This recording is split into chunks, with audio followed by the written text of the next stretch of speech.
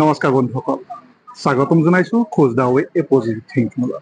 বৰ্তমান মই উপস্থিত আছোঁ গুৱাহাটী প্ৰেছ ক্লাবত। আপোনালোকে দেখিছে মোৰ লগত থকা ব্যক্তিজন, যিজন ব্যক্তিয়ে ইতিমধ্যে অসমৰ সাহিত্য জগতত 12খনকৈ কাব্য সংকলন, বিভিন্ন ধৰণৰ সাহিত্যৰ যি সৃষ্টি, সেই সৃষ্টিৰ লগত জড়িত হৈ কবিতা পুথি আমাক উপহাৰ দিছে।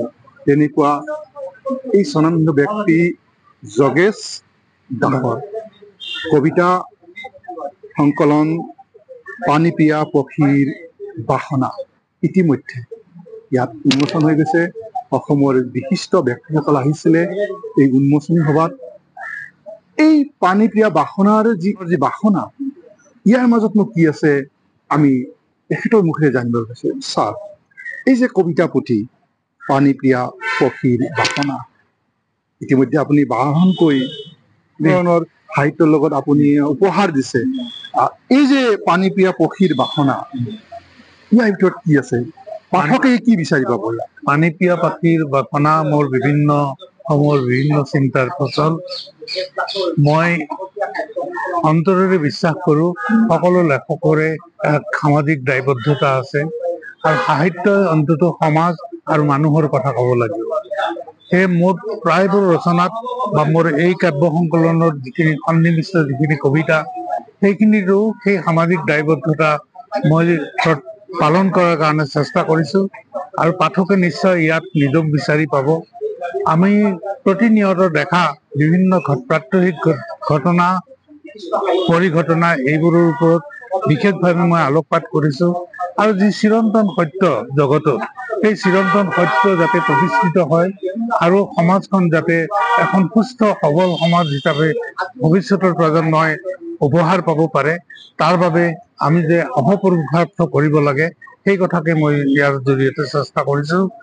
আশা কৰোঁ পাঠকে ভাল পাব আৰু ৰসাস্বাদন কৰিব পাৰিব, আৰু যদি পাঠকৰ হৃদয়ত মোৰ সৃষ্টি অলপো মনত ৰেখাপাত কৰিব পাৰে, মোৰ চাম সাৰ্থক হ'ব বুলি মই ভাবোঁ। বৰ্তমান সময়ত আপুনি অকণমান আগতে উল্লেখ কৰিছে নৱপ্ৰজন্মৰ সাহিত্যৰ প্ৰতি এটা অনুৰাগ সেই কমিছে নে বাঢ়িছে? একেবাৰে সঁচা কথা ক'বলৈ হ'লে বৰ্তমানৰ প্ৰজন্মত সাহিত্যৰ প্ৰতি অনুৰাগ একেবাৰে কমা বুলিও ক'ব নোৱাৰোঁ, আৰু বেছি হোৱা বুলিও ক'ব নোৱাৰোঁ, কিন্তু আগৰ তুলনাত অলপ যেন কমিছে।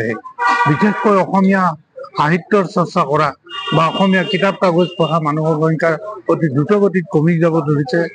এইটো আমাৰ বাবে অতি বেয়া লক্ষণ। যদিওবা আমাৰ ভাষাটোৱে ধ্ৰুপদী সাহিত্যত স্বীকৃতি পাইছে, ভাষাৰ হিচাপে স্বীকৃতি পাইছে, ইয়াৰ চিন্তা চৰ্চা অবিহনে আৰু ইয়াৰ চৰ্চা কৰা মানুহৰ অবিহনে আমাৰ ভাষাটো সাহিত্য বা জীয়াই যে ৰাখিব লাগিব, তাৰ প্ৰতি চবেই দায়বদ্ধ হ'ব লাগিব।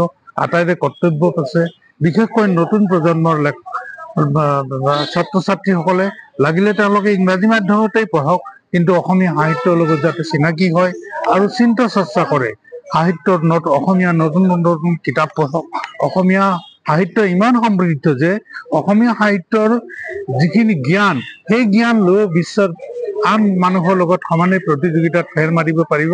আৰু বিশ্ব সাহিত্যত আমাৰ সাহিত্যৰ যদি উপযুক্ত অনুবাদ হয়, তেতিয়া জগতৰে চকু থিৰ কৰিব পৰা আমাৰ সাহিত্যৰ ইমান সবল সমল আছে, সেইবিলাকে নিশ্চয় আনৰ দৃষ্টি আকৰ্ষণ কৰিব পাৰিব। বিশেষকৈ নতুন প্ৰজন্মক মই অনুৰোধ কৰিম, তেওঁলোকে যাতে আমাৰ সাহিত্য কৃতিৰ ভাল সৃষ্টিবোৰৰ ইংৰাজী অনুবাদ কৰে, হিন্দী অনুবাদ কৰে, পৃথিৱীৰ আন প্ৰান্তৰ মানুহো যাতে আমাৰ সাহিত্যৰ সোৱাদ ল'ব পাৰে, আৰু কি অনুপম সৃষ্টি অসমীয়া সাহিত্যত হৈছে সেই বিষয়ে তেওঁলোকে নিজেই সজাগ হ'ব পাৰিব, আৰু জগতকো তাৰ এই কথা প্ৰচাৰ কৰিব পাৰিব। ইয়াৰ বাবে সামাজিক মাধ্যম আৰু কিতাপৰ মাজত পাৰ্থক্য, বৰ্তমান নৱপ্ৰজন্মই সামাজিক মাধ্যমত সহজসুলভভাৱে সাহিত্য চৰ্চা কৰি বেছি ভাল পায়, কিতাপৰ পৰা দূৰত্ব বজাই ৰাখিছে। ইয়াৰ কাৰণ কিতাপ চিৰকালৰ বন্ধু। সামাজিক মাধ্যম ইলেক্ট্ৰনিক মিডিয়াও থাকিব, কিন্তু কিতাপে আমাক যি অনাবিল আনন্দ দিয়ে, কিতাপৰ লগত বন্ধুত্ব কৰি যি অনাবিল বন্ধুত্বৰ সোৱাদ পোৱা যায়, তাৰ লগত যেনেকৈ আত্মীয়তা হ'ব পাৰি, আৰু সি যেনেকৈ আমাক চিন্তা কৰিবলৈ শিকায়, জগতৰ প্ৰতি দায়বদ্ধ হ'বলৈ শিকায়, মানুহক ভাল পাবলৈ শিকায়, সেয়া সদায় কিতাপেই কৰিব পাৰিব। সেয়া দুয়োটাৰ মাজত মই মানে যোগসূত্ৰ এটা সামঞ্জস্য যাতে বজাই ৰাখে, যাতে ইলেক্ট্ৰনিক মাধ্যমতে ব্যস্ত নাথাকে, তাৰ লগতেই অধ্যয়নৰ চিন্তা চৰ্চাও কৰে বা অধ্যয়নতো ৰত হয়, সেই কথা মই কামনা কৰিম। বহুত ধন্যবাদ। আপোনাৰ এই পানীপ্ৰিয়া পাখিৰ বাসনাই সমাজৰ সাহিত্যৰ যি এক সৃষ্টি, সেই সৃষ্টিত